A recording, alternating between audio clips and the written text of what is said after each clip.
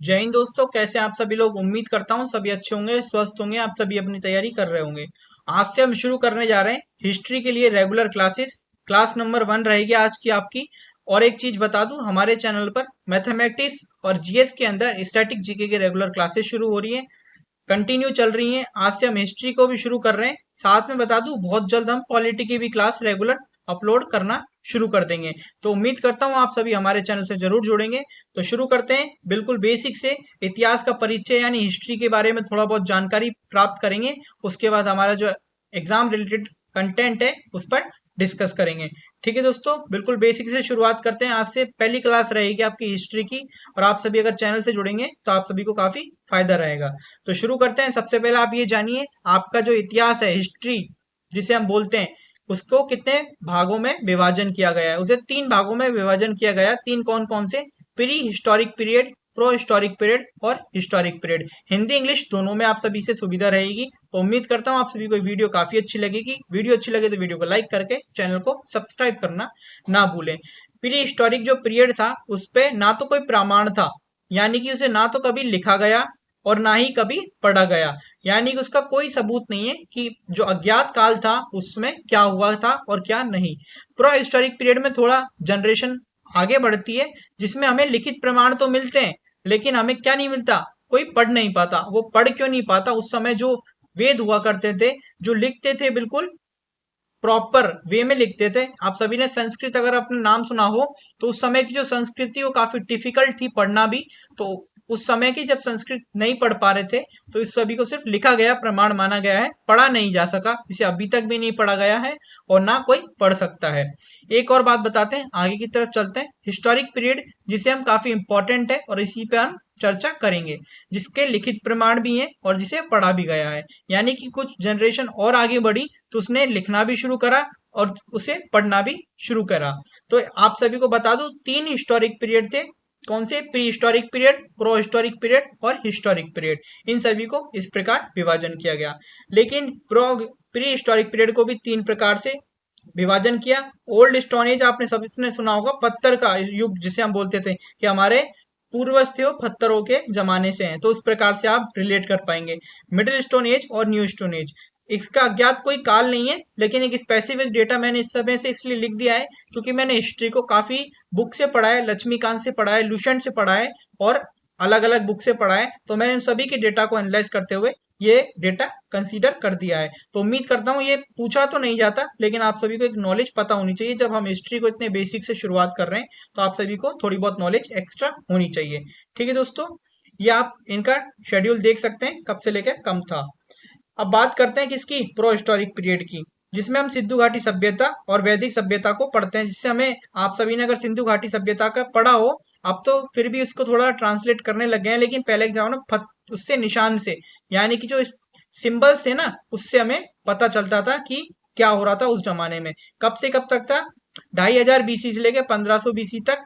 ठीक है दोस्तों, या 1500 की जगह 1750 बीसी भी लिखना चाहें तो लिख सकते हैं। और 1500 बीसी से लेके 600 बीसी तक। तो उम्मीद करता हूं ये जो बेसिक था इन दोनों का, किसका? प्री हिस्टोरिक पीरियड का और प्रो हिस्टोरिक पीरियड का, आप सभी को समझ में आ चुका होगा। अब बात करेंगे हम हिस्टोरिक पीरियड की, जो हमें बिल्कुल पढ़ना है और इसी से हम शुरुआत करेंगे बिल्कुल बेसिक से। तो इसी को आपको डिटेल में पढ़ना है। इस पार्ट को हमने 3 भागों में बांटा है। सबसे पहले बात करते हैं हम, सबसे पहले बात करेंगे एंशंट हिस्ट्री की, जिसे हम क्या बोलते हैं? प्राचीन इतिहास। एंशंट हिस्ट्री बोल लीजिए चाहे प्राचीन इतिहास बोल लीजिए, ये दोनों ही इस समय काफी फैक्टर रहते हैं। ठीक है दोस्तों, आप हिंदी में लिखना चाहे तो हिंदी में भी लिख सकते हैं, इंग्लिश में लिखना चाहे तो इंग्लिश में भी लिख सकते हैं। दूसरा इसका पार्ट रहता है, पहला होता है एंशंट, दूसरा होता है मिडाइवल। मिडाइवल, ठीक है दोस्तों, और तीसरा होता है मॉडर्न, जिन्हें हम तीनों पार्ट को हमें पढ़ना है। थोड़ा बहुत हम प्राचीन के बारे में भी जानेंगे, लेकिन इसी से पेपर में हमेशा आता है, तो इसी पर ज्यादा फोकस करेंगे। ठीक है दोस्तों, मॉडर्न हिस्ट्री, ये 3 टाइप है हिस्ट्री के।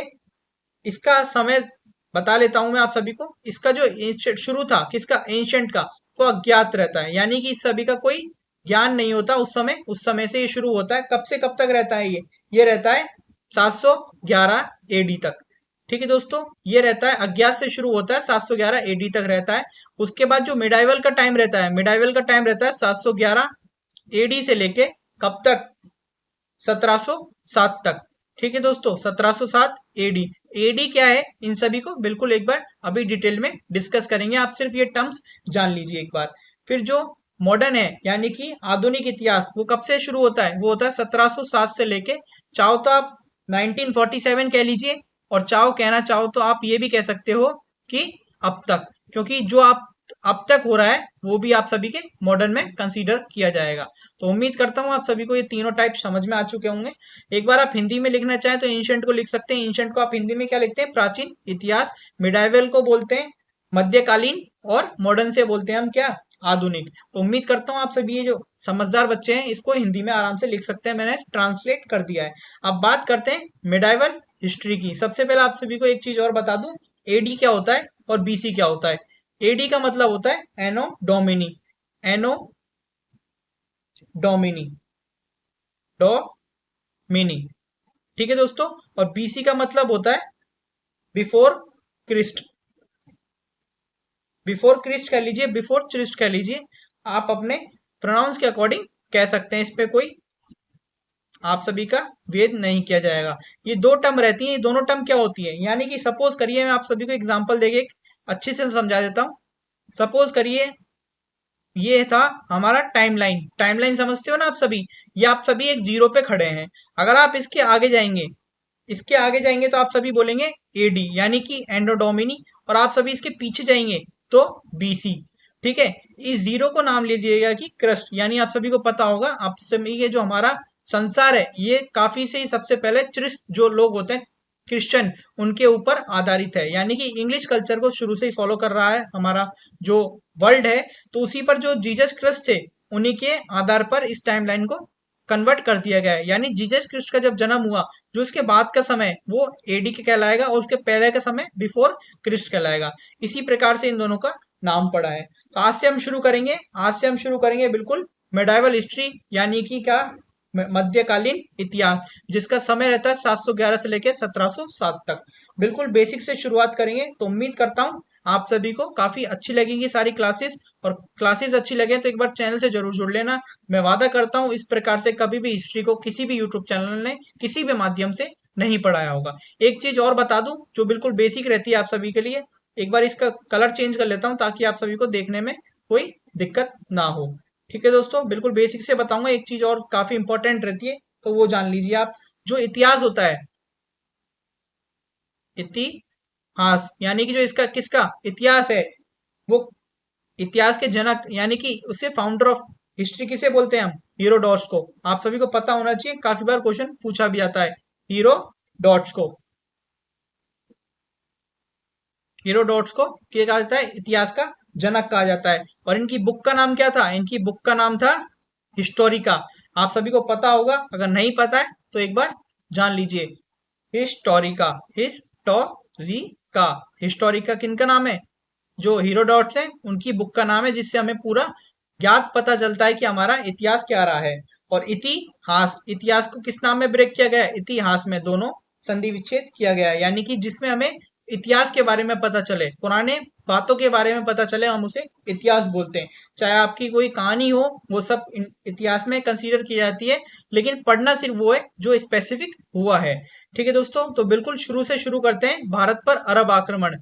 ठीक है, मिडाइवल शुरू कर रहे हैं। आज से हम क्या शुरू कर रहे हैं, एक बार और लिख देता हूं मैं आप सभी को। हम शुरू करने जा रहे हैं मध्यकालीन इतिहास, मध्यकालीन। ठीक है दोस्तों, इतिहास। तो यानी हम मिडाइवल हिस्ट्री बिल्कुल शुरू करने जा रहे हैं आज से, बिल्कुल बेसिक से शुरू करेंगे। तो उम्मीद करता हूँ आप सभी को सारी वीडियोस अच्छी लगेंगी। तो शुरू करते हैं। सबसे पहले होता है भारत पर अरब आक्रमण। अरब आक्रमण यानी कि सबसे पहले कौन आते हैं, अरबी लोग आते हैं भारत पर। कब आते हैं, 711 से लेके 711, यानी कि भारत पर पहले अरब आक्रमण होता है। कब, 711। 711 में कौन आता है, अबू देला, जो असफल रहता है। अबू देला क्या रहता है, असफल रहता है, आप सभी को पता होना चाहिए। दूसरा अरब आक्रमण 711 जो बुद्देल करता है, कौन करता है, बुद्देल, वो भी क्या रहता है, असफल रहता है। तीसरा अरब आक्रमण 712 में जो मोहम्मद बिन कासिम करता है, और जो क्या रहता है, सफल रहता है। इसका जो वॉर था वो सक्सेसफुल हो चुका था, यानी कि जो हमारा उस समय के जो राजवासन से वो हार चुके थे।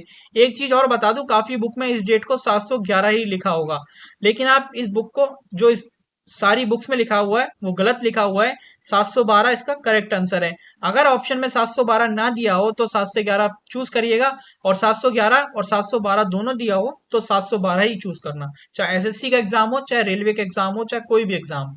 ठीक है दोस्तों, आगे बात करते हैं। प्रथम मुस्लिम कारक कौन था अरब का? अरब का जो प्रथम मुस्लिम आक्रमण था वो कौन था? मोहम्मद बिन कासिम, क्योंकि ये क्या रहा था? ये रहा था सफल। अल हज्जाज का सेनापति कौन था? मोहम्मद बिन कासिम, कमांडर ऑफ अल हज्जाज। ठीक है दोस्तों, खैबर दर्रे से आया था, जिसे भारत का प्रवेश द्वार कहते हैं। अब आप सभी से एक क्वेश्चन यहाँ से पूछा जा सकता है कि भारत का प्रवेश द्वार किसे कहा जाता है? खैबर दर्रे को। उम्मीद करता हूँ आप सभी को समझ में आ रहा होगा क्या बात कर रहे हैं। मोहम्मद बिन कासिम के आक्रमण के समय सिंध के राजा दाहिर थे, जिनकी दो पुत्रियां थीं। इन्होंने सबसे पहले आक्रमण कहाँ करा था? सिंध पर। तो आप सभी से पूछा जाता है कि सिंध पर किसने आक्रमण करा सबसे पहले? मोहम्मद बिन कासिम ने। जो कहाँ के राजा का नाम क्या था? दाहिर, जिनकी दो पुत्रियां थी। और दो पुत्रियों के नाम एसएससी ने लगभग 5 से 6 बार पूछे। और आप सभी को एक बात और बता दूं यहीं पर, आप सभी के सारे पेपर टीसीएस कंडक्ट करती है, चाहे एसएससी हो और चाहे रेलवे हो।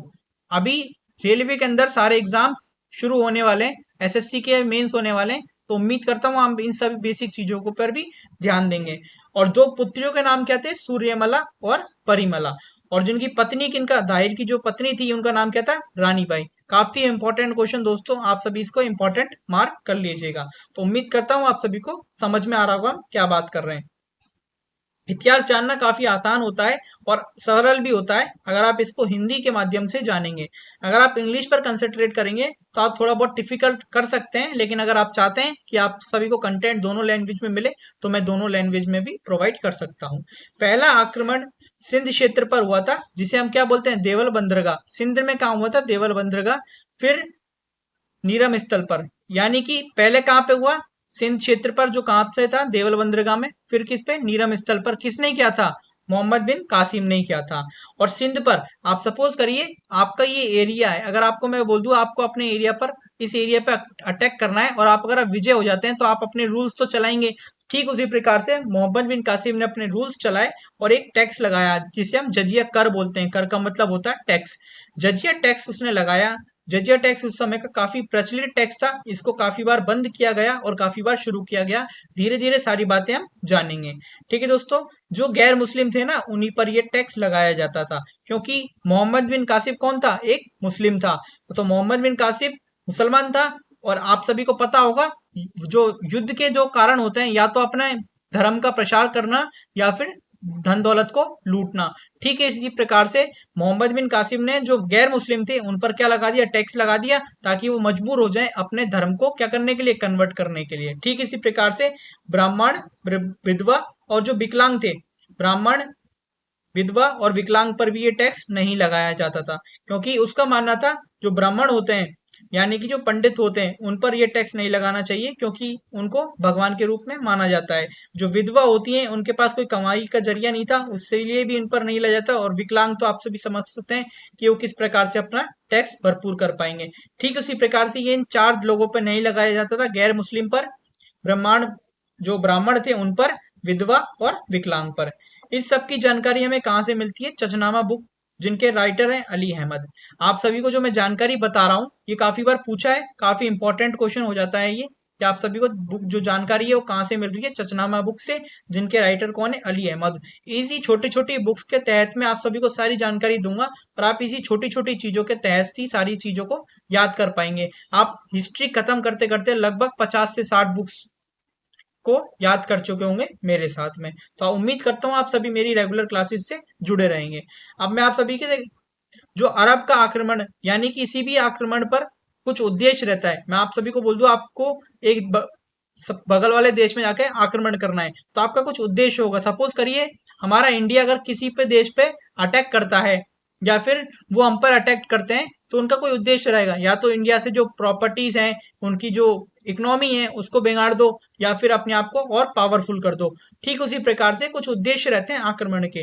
तो मोहम्मद बिन कासिम ने, अरबों ने, यानी कि जो अरब थे, उन्होंने आक्रमण क्यों किया उसका जानते हैं। इस्लाम का प्रसार करने के लिए, सबसे पहले इस्लाम का प्रसार करने, ठीक है दोस्तों, लूट करने के लिए, ये ट है, मैं यहाँ पे लिख देता हूं, लूट करने के लिए और इस्लाम का प्रसार करने के लिए आक्रमण किया गया। मोहम्मद बिन कासिम ने सोने के सिक्के दिरहम चलाए, यानी कि अब उसका पता था कि मेरा यहाँ पे शासन हो चुका है, तो उसने एक अपनी करेंसी भी लॉन्च कर दी, ठीक है दोस्तों, जिसका नाम क्या रखा गया, दिरहम। और प्रथम मुस्लिम शासक था जिसने सोने के सिक्के जारी किए। अब तक आप सभी से एक क्वेश्चन पूछा भी जा सकता है कि सबसे पहले सिक्के कब जारी हुए, यानी कि 1712 एडी के अंदर क्या सोने के सिक्के चालू किए, किसने किए, मोहम्मद बिन कासिम ने, जिनका नाम क्या दिया गया, दिरहम। ठीक है दोस्तों, तो इन सभी बेसिक्स क्वेश्चंस को आप रिलेट करते चलें साथ ही साथ। अब बात करते हैं हम अरब आक्रमण पर भारत पर प्रभाव, यानी कि आप सपोज करिए आपके ऊपर कोई अटैक करता है, तो आपका कोई साइड इफेक्ट तो रहा होगा कि आप कुछ साइड इफेक्ट रहेंगे, साथ में आप कुछ नई चीजें भी सीखते हैं कि आपको उसको अगली बार कैसे हराना है। तो ठीक इसी प्रकार से हमें कुछ चीजें मिली जो हमारे अरब आक्रमण पर आए, वहां रहे, और हमारे इस समाज के अंदर या फिर हमारे देश के अंदर उन्होंने कुछ डेवलपमेंट किया। अब क्या किया, ऊंट पालने की शुरुआत की। अगर आप सभी सोच रहे हैं कि राजस्थान में ऊंट पालने की शुरुआत हुई है, तो आप सभी गलती कर रहे हैं। सबसे पहले मुस्लिम लोग जो अरब देशों थे वहां पर भी ऊंट पालने की शुरुआत की गई और वहीं से हमारे देश के अंदर आया। मानचित्र का कला विकास, यानी डेवलपमेंट ऑफ कार्टोग्राफी, आप समझते होंगे, उम्मीद करता हूँ बेहतरीन तरीके से। तो उसकी शुरुआत हुई। मॉनसून की जानकारी, आप समझते हैं ना, मॉनसून कितने प्रकार के होते हैं, सर्दी, गर्मी, पतझड़, ये ठीक उसी प्रकार से हमें अरबों के द्वारा ही देन है। खजूर की खेती भी हमें अरबों के द्वारा देन है। ये जो मुस्लिम्स होते हैं इनके शौक होते हैं खजूर खाना। अगर आप सभी ने कभी देखा हो, किसी का इतिहास पढ़ा हो, किसी जैसे कि आप अकबर का इतिहास पढ़ेंगे तो आप रिलेट कर पाएंगे वो कितना खजूर का शौकीन था। ठीक उसी प्रकार से अरबों के द्वारा ही हमें ये चीजें मिली है। डेसिमल थ्योरी, आप सभी सोचेंगे कि सर डेसिमल की वैल्यू तो हमें आर्यभट्ट ने बताई है, लेकिन ऐसा नहीं है। डेसिमल की थ्योरी हमें अरबों के द्वारा मिली है। उम्मीद करता हूं आप सभी इस बेसिक चीजों को समझ पाए होंगे। कल से हम कंटिन्यू करेंगे भारत पर तुर्क आक्रमण। ये मैप आप सभी को कल डिटेल में डिस्कस करूंगा मैं। उम्मीद करता हूँ आप सभी को काफी अच्छा लगा होगा, और अच्छा लगा है तो एक बार वीडियो को लाइक करके चैनल को सब्सक्राइब करना ना भूलें। ठीक है दोस्तों, मिलते हैं फिर अगली वीडियो में। वंदे मातरम, जय हिंद, जय भारत।